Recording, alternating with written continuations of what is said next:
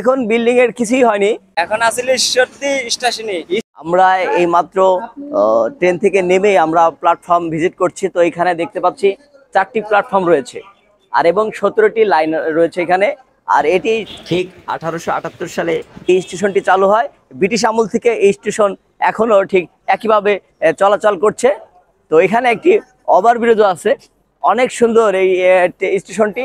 তো আমরা দেখতে পাচ্ছি আমার বাম পাশে মেডিকেল টেকনোলজিস্ট সিনিয়র স্যানিটারি পরিদর্শক এর কার্যালয়, অনেক সুন্দর।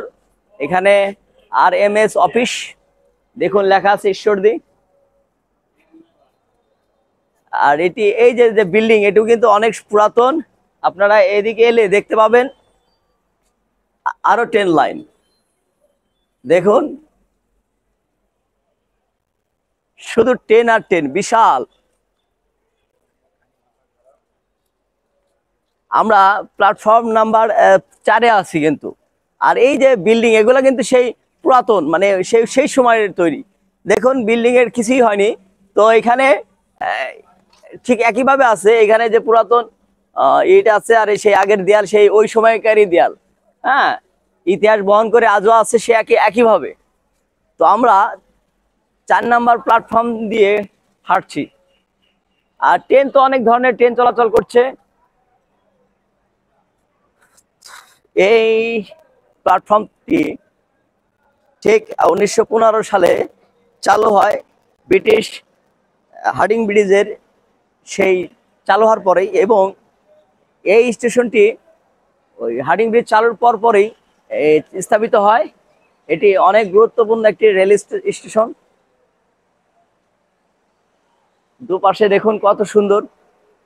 আমরা এটা তো দেখালাম, আমরা এখন এই সাইডে যাব।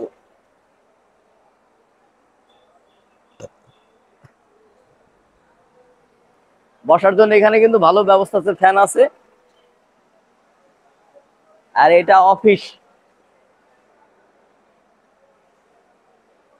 ভ্রাম্যমাণ টিকিট পরিদর্শকের কার্যালয়।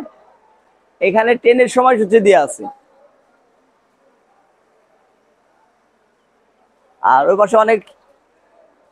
আর এখন এই মাত্র আজান দিয়ে দিল, তো আমরা আর ভিডিও করব না, এই পর্যন্তই শেষ করছি আজকের আমাদের যাত্রা সে রাজবাড়ী থেকে ঈশ্বরদী।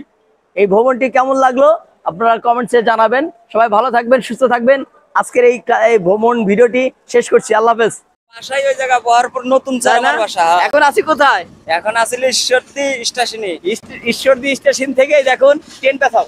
এই যে এই ভাইদের সাথে দেখা হলো, আমার নিজের ভাই, এটা খুবই ভালো লাগলো। সাথে ভাই ব্রাদার আছেন আমার এই দুই ভাই, এই দুইবার পেছাই দেন। হ্যাঁ ভাই বলেন কিছু।